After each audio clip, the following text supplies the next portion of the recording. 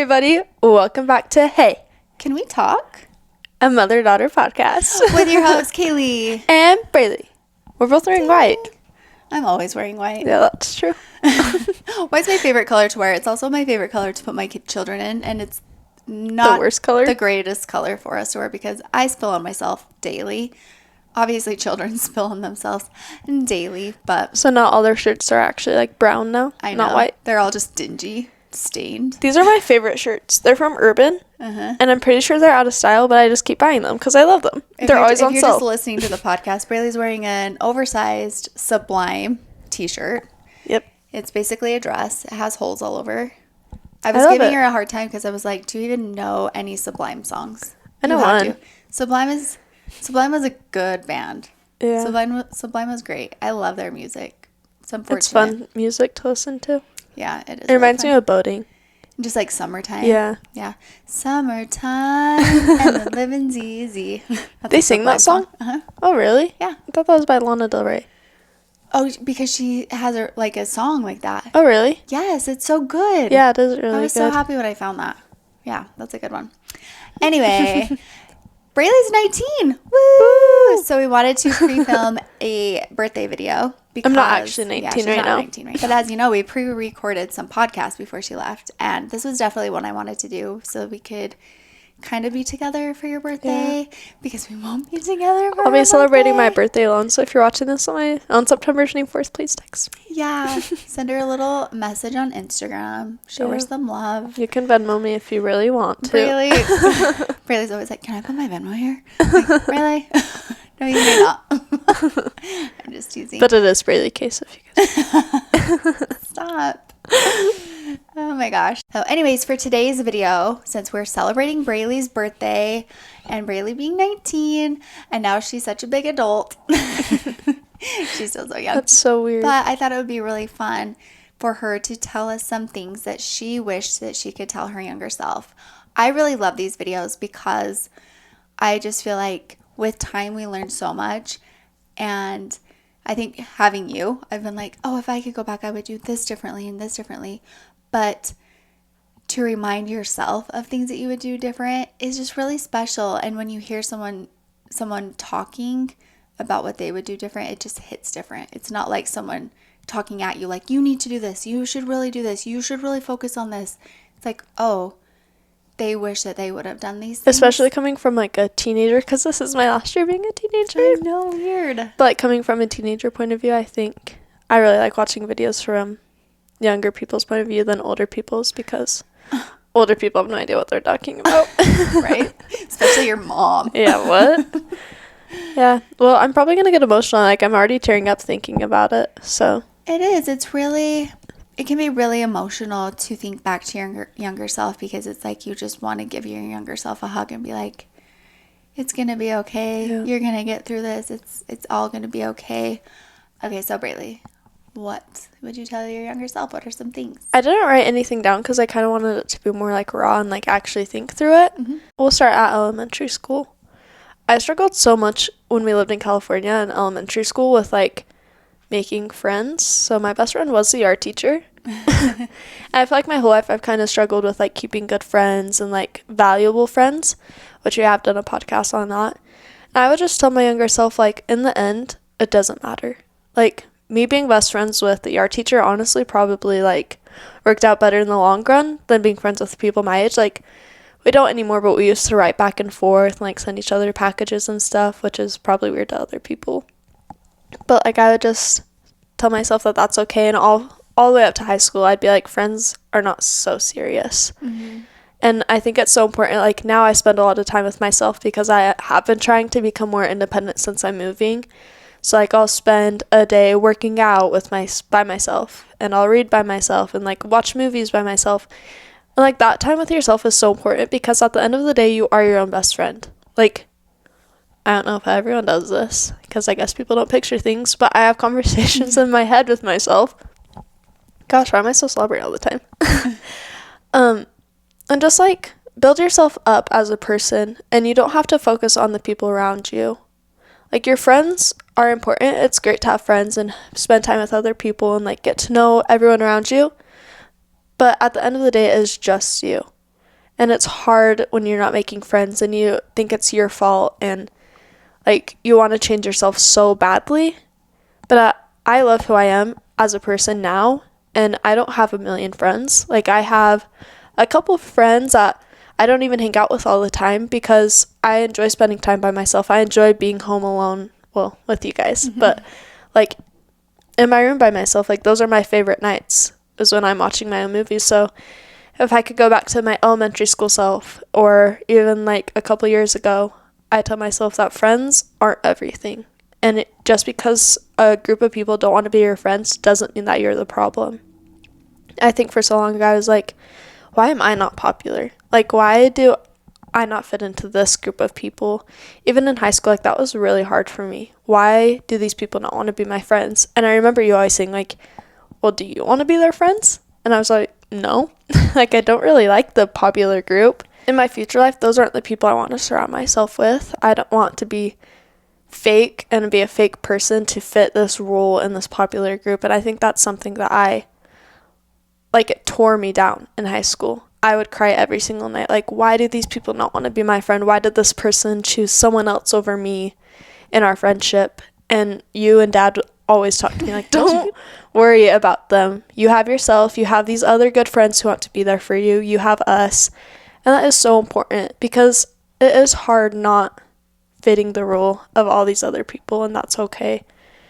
And so I think I would definitely tell my younger self that friends are not everything. Yeah, it is hard in the moment, and it was hard to watch. I've always said this, Braylee's an old soul. I've said it on the podcast probably a billion times already, and I think that is hard because she's never wanted to be someone that she isn't, and she didn't enjoy a lot of the things that other kids your age enjoy doing. I think that another thing about you is you value your time, and you don't want to hang out with a group of people who will just like sit on their phones. You don't want to just be sitting on your phone. If you're with friends, you want to be doing something, and you want to be, out and about and not just sitting. Yeah. I've gotten like a lot of like comments about how I go through friends so fast. People will call me like a friend whore. Oh, really? Yeah, because I enjoy being friends with a lot of different people, and I've said this in the podcast before, but I think that everyone comes into your life to be a lesson, and whether that friendship turns out or that relationship turns out, like, they're a lesson, and they're going to hopefully build you up as a person. But if they don't, they're going to teach you something about yourself or about the people that you do or don't want to be around. And my junior year of high school, I went through a lot of different friend groups just because I did just leave the cheer community of friends. And I did have to make new friends, and I was figuring out what personalities fit good with my personality. And that's okay to go like have a bunch of different friends. Yeah. I always grew up thinking, because my mom is very much like this, like, I'd rather have 4 good friends than 100 kind of friends, like bad friends. But as I've grown up, I realized like I do want to have a couple of close friends I do keep like by my side, but also I want to experience new personalities. Like just today, there is this girl who had a personality that didn't necessarily fit with mine. And I learned that today. Like, I don't like people who are blunt and people who say things as they are or are negative. Like, that's just not what my personality is attracted to. And so I think that's important with friends, is to figure out who, like, is going to bring out the best in you and the person that your personality is going to fit good with. Yeah. You have to vibe. I've always said that to Brai, like, I don't know about their vibe. Like, but I connect with this vibe. It's kind of like that. Like, you feel things from other people, and those are the people that you want to give your time to and spend your time with. And I think that that's good. I also think that you have done a really good job of having like a core friends that you don't always have to spend a lot of time with, but one of your friends texts you today to go boating.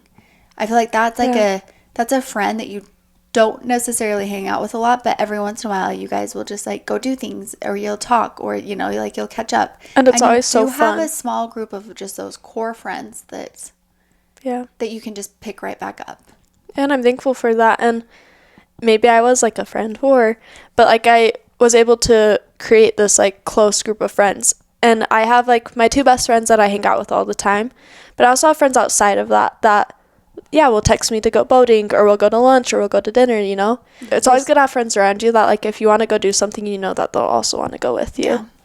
So I think that's important. And different personalities for, like, oh, this friend wouldn't want to do this, but this friend would. Yeah, for sure. Yeah. I'm also a lot of a homebody, and I've said that in the podcast before, so honestly, I'm fine not having friends because I love to be home. Yeah. Which is something I've grown into. I used to always want to be, like, out doing stuff, but I've grown to love being at my house, so. Yeah.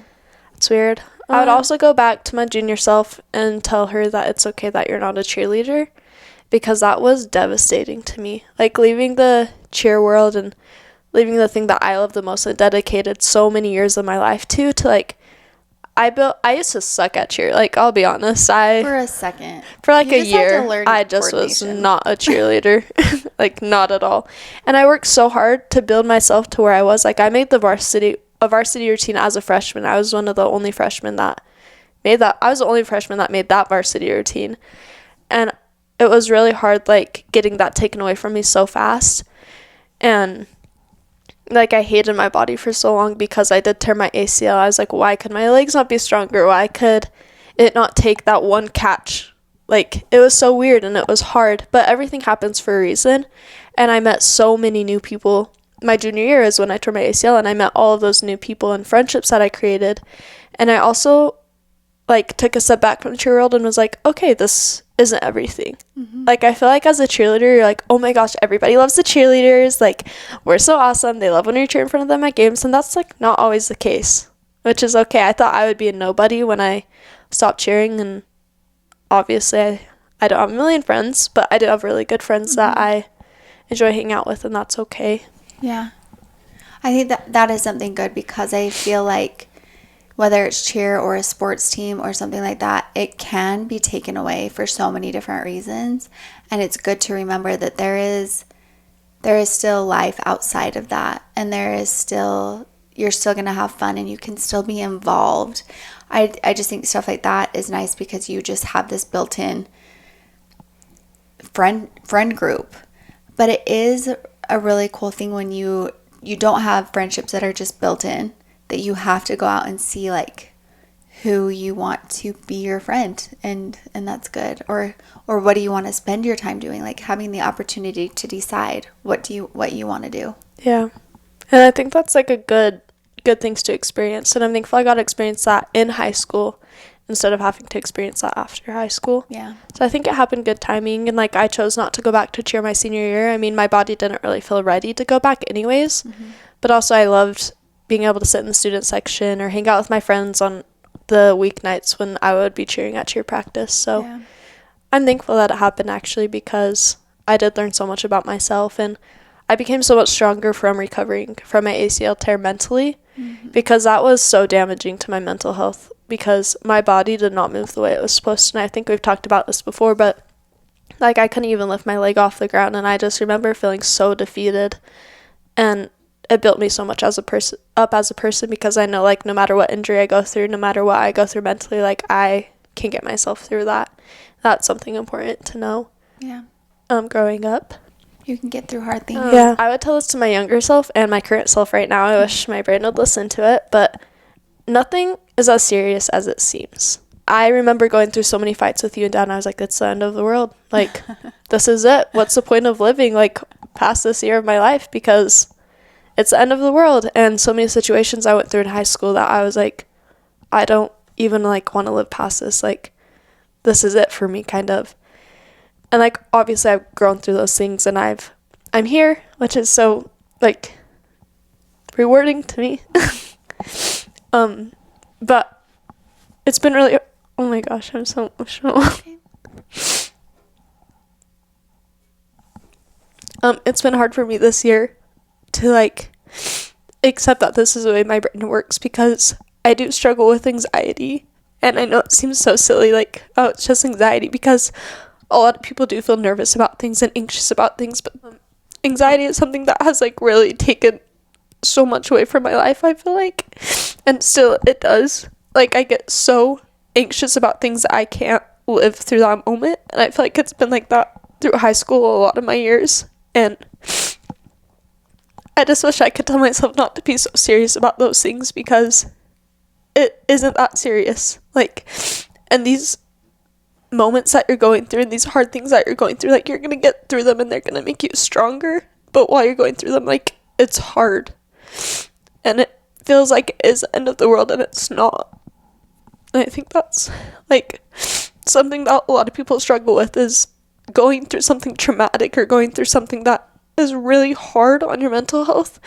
And it does feel like the world around you is so horrible, kind of. And I always remind myself, even when I'm, like, having panic attacks or feel anxious about something, like, I'm just this one human on this entire planet. Like, there's so many things, like islands and the bottom of the ocean, like, we haven't even discovered it before. Like, this one little thing that's happening to me is not going to ruin the world. And I try to remind myself that. But for my future self, like, I also hope that I always remember that. Mm-hmm. I think it's good that you said that you have accepted that that's how your brain works, because I think that anxiety isn't something that I've dealt with a lot, but I have had times in my life where I have dealt with anxiety, and it's a lot. It's really hard, and to feel that consistently can feel like too much sometimes. But I think that once we learn to accept how our brains work, accept how we are, then you're more open to finding ways that can help you. You know, just be like, this is how I am. What can I do to fix it? It's okay that, you know, it's okay that something feels like a bigger deal than maybe it is. Like, that's how you're feeling in the moment. That's a valid feeling. But how do you cope with that? How do you work through that? What does that look like? And once you have accepted, like, this is how my brain works, these are the things that help me, that's so powerful and that's so important. And it doesn't mean there's anything wrong with you. So many people, I feel like, struggle with mental health and they feel like there's something wrong with them, and maybe they don't deserve to be heard or to fix it. But everyone does. Everyone struggles with things. And I just think that, like I said, if once you accept that, you can really find things that help. Yeah. And that's so important. Yeah. Like, just on the 4th of July, we went to Island Park. I don't even care about fireworks, so I really don't know what this is such a big deal.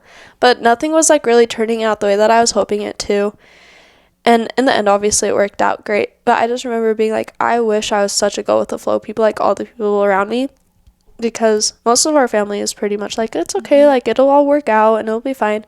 And I'm just not like that. Like, I have to have a plan. I have to have a schedule. Like, I want everything to be perfect.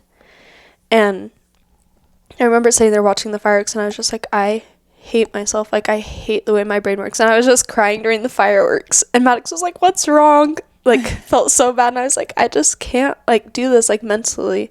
It's so hard. Yeah. Like, my back always hurts because I carry that stress in my back.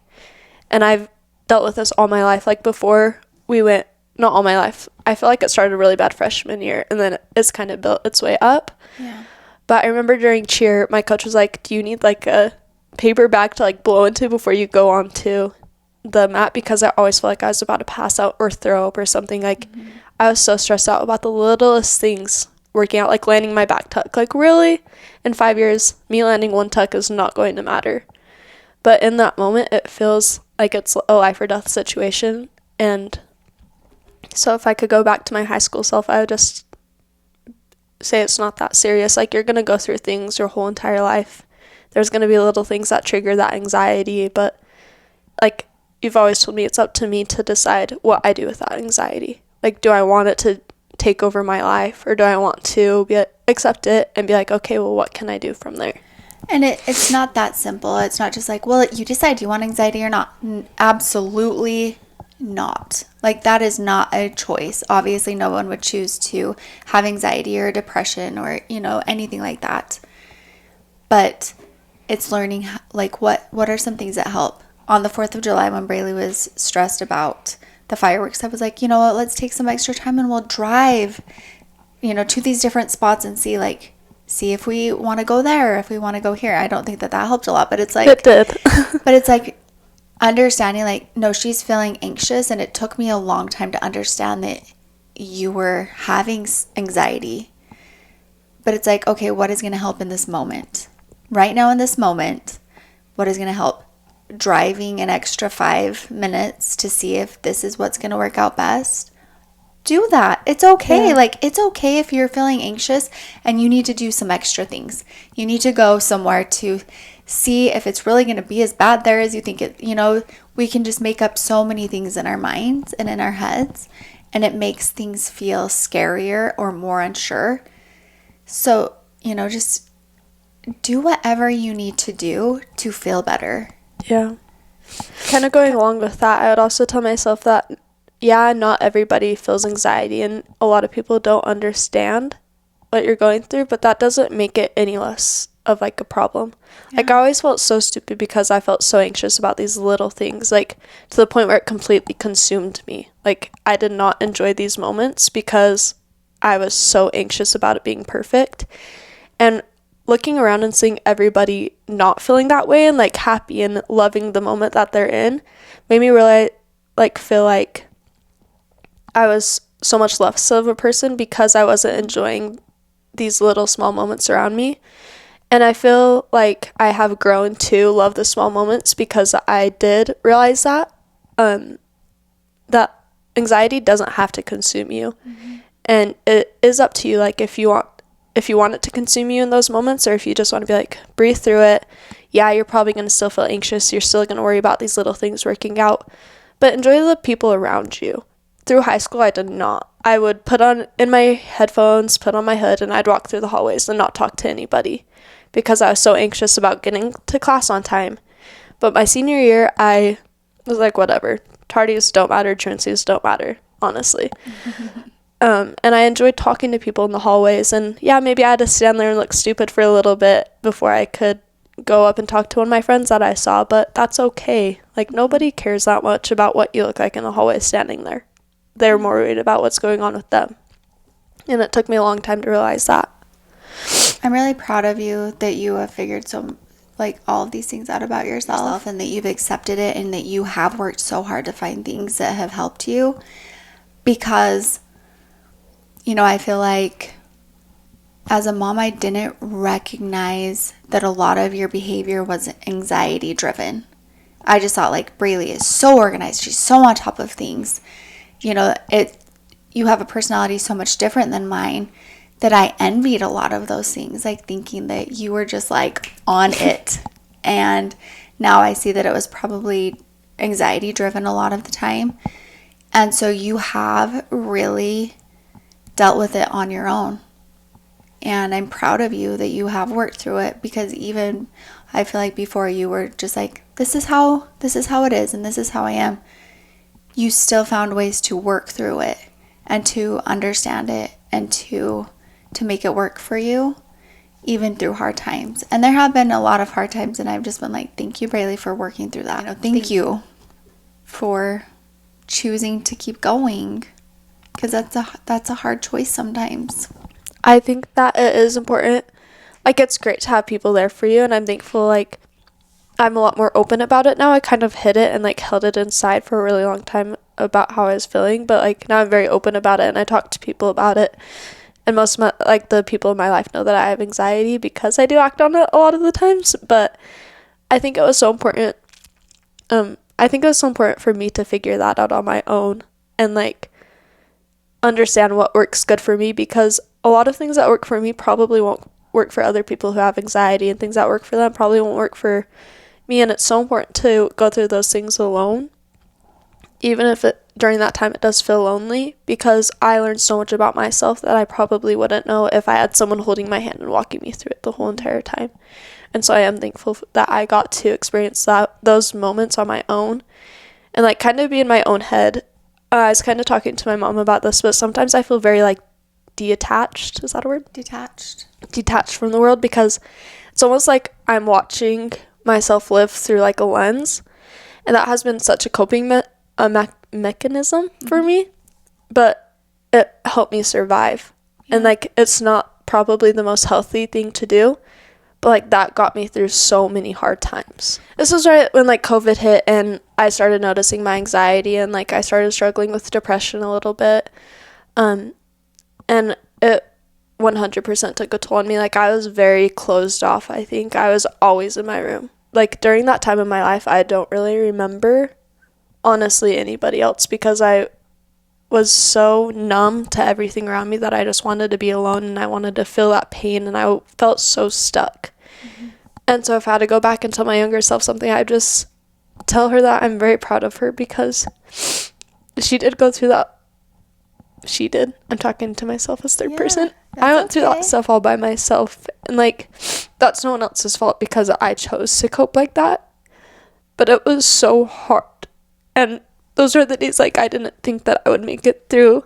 And so I'm so proud that, like, I got myself out of that. And I noticed that I was going through those things. And I was able to open up to you and, like, talk to you about it, because I realized that, like, that's what I needed. And even though those are the hard conversations to have, like, I did that for myself, and I'm just proud that, like, as a little tiny 15-year-old, like, I got through that. I'm so proud of you too. Thanks. You did good. Thanks. I'm trying to think of positive stuff I'd tell myself. You're not going to college, which might seem weird. Because I definitely thought I was going to college and I was going to cheer and be a neurosurgeon. You tore your ACL and you got your stitches out and realized that was not going to happen because you almost passed out. Going along with college, like, I would definitely tell myself other people's expectations do not matter. Like, I was so stressed out about fitting every single person in my life's expectations. And that doesn't matter. It really doesn't. I'm traveling the world, and so many more people support me than I thought was going to, because I'm doing something so awesome like teaching English. But also, even if I just wanted to go to a different country just for myself, like, that's okay. You do not have to go into college because you think other people are wanting you to go to college. And the beginning of senior year was horrible. Yeah. Like, I had panic attacks so much about what I was going to do with my life. And I wish that I didn't, because I wish I could go back and be like, okay, it's fine. Like, enjoy your time now, because I think that made senior year go by so fast because I was constantly thinking about the future. So I told myself just to live in the moment. And you guys, like, I'm sure a lot of you are seniors, like, just live in the moment and be okay with where you are right now. And if you don't want to go to college, don't waste your money and go to college. Like, your expectations of yourself are the only things that matter, and your expectations are going to change. My expectations for myself freshman year are so much different than they are now, and that's okay. Like, you're gonna figure it out, and you're gonna do what's best for you. And who knows, maybe you're gonna be going to a different country. It'll be awesome. Well, I think when you're open to change and to opportunity, then cool things like this come up and you can do it. Like, you know, if you would have applied to colleges, this was a college you're going to go to, and this opportunity came up, you probably wouldn't have taken it. And I feel like you're going to learn so much, and you're going to know so much about yourself, and you wouldn't have been open to it if you would have had, like, this set plan, trying to live by everyone else's expectations of you, and you wouldn't have been happy, and those experiences wouldn't be as monumental. You wouldn't have found, like, growth that way if you're living for someone else, as you know, as you will with this trip and this experience, because this is what you wanted. These were the experiences you wanted to have, and I just think that your growth during this time is going to be really amazing. Yeah, I'm so excited. But also, if you just go and have a great time and you don't really feel like, you come home still feeling like, I'm not sure, that's okay too, because you needed that. I feel like, you know, where you end up in life is just, like, where you need it to be.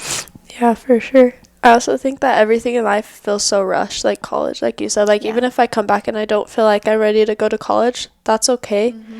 All throughout my high school and probably even my middle school, like, I've rushed myself to grow up so much. Yeah. And that has, like, allowed me to mature a lot faster than most people around me, which I'm thankful for now, because they're still so immature. But, like, I feel like, honestly, as mature as I am now, probably in, like, 4th grade, because I haven't changed much since then.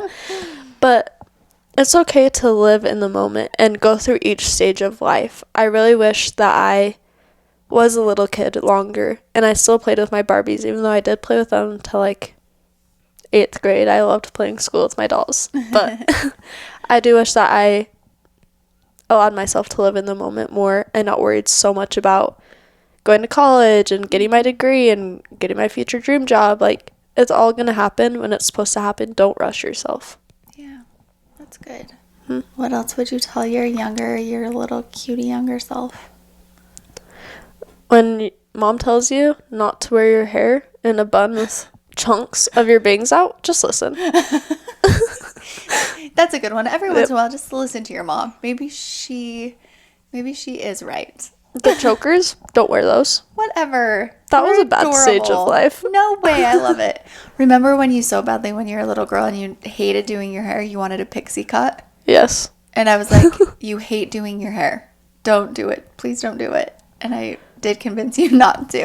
Yeah, thank goodness. I also wanted to shave half of my head.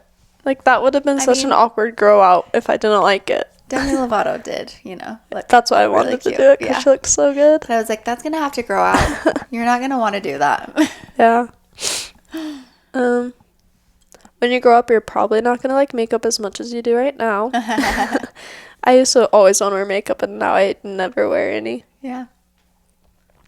Also, mom and dad are not evil. They're just trying to help you, and usually they do turn out to be right. Most of the time, not really, but sometimes. I feel like the stage of life that you're in, and I think that when you move, I remember doing this, being like, oh my gosh, I am so grateful for my parents. I can't believe that they were actually doing all these things and I didn't realize it. When you're younger, you just think like, oh, my parents are such bummers. Like, they don't ever want me to like have fun and enjoy life. And then you get older and it's like, oh. Yeah, for sure. I feel like I'm already realizing that. The couple years after graduation, and then you think about it again once you have kids, and it's like, oh. Yeah. Okay. I love what you said before we started filming this. Braylee was like, there are still things that I wish I could tell myself now. So many things. Like, I definitely need advice about how I'm living right now. But maybe we can revisit this topic when you get back from your trip and just see, like, leaving the place that you grew up in can be just like so exciting, because the anxieties that you feel and the stresses that you feel being here are just kind of lifted, and you can really like feel different emotions and feelings and process things differently when you're gone. I remember that feeling when we moved from Utah and went to California. I physically felt like just a weight lifted from my chest as we were driving, and I didn't expect that, and it was like a really cool I was so excited for that. Yeah. And then it just leaves room for growth and you leave behind everything. Yeah. Oh, I'm excited. Well, that was emotional, and I'm so proud of you. I really am proud of you. I have always told Braylee that, when I had her and as I watched her grow, I just always felt like, she's everything that I've always wanted to be. You are so strong, and you are so kind, and you're so smart, and you're so good. And I wouldn't change a thing about you. And I am so proud of you for getting through hard times, because I know it hasn't been easy. And I'm just really excited to see how much more you grow and how much more you learn. Well, I definitely couldn't do that without you. And to keep learning from you. Honestly, I feel like I've learned so much from you, and I'm so grateful. I love you. I'm proud of you. I love you. And happy birthday. Thanks. Does that feel weird right now to say? Yeah. But I mean, it's only in a couple months. I know. So. It's really weird. Also, Braylee's so bummed because she loves Zach Bryan, and Zach Bryan is performing on her birthday and for her. Lumineers. And she's not going to be there. Yeah, I was like, he's literally doing this so that we can meet and get married. Oh my gosh, if I could tell my younger self something, it'd be listen to Zach Bryan as soon as he comes out, DM him, and just start loving him. Just like sneak in there as a 12-year-old. Like, hey, Zach Bryan. Listen to this. I feel like when you're like 30, or like when you're 29, let's say like when you're turning 29, that you'll look back at your younger self and you'll be like, don't get married young and don't have kids young. So just like keep that in mind also. I was like, slow down, Braylee. Like, Probably not. Those are some things that I'm like, I don't know. No, you're so thankful you had me. Yeah, I want to change to think about how my life played out, and I'm so grateful. I can't imagine. And I just feel like, you know, whatever you believe, there is a bigger plan for us, and things happen when they're supposed to. But, you know, just like you said, you wish that you would have just like lived in the moment and not felt like so rushed. Yeah. Remember that. I will. All right, this was fun. Thank you so much for sharing those things and for being open and vulnerable and talking. And I hope that it was helpful for anyone listening.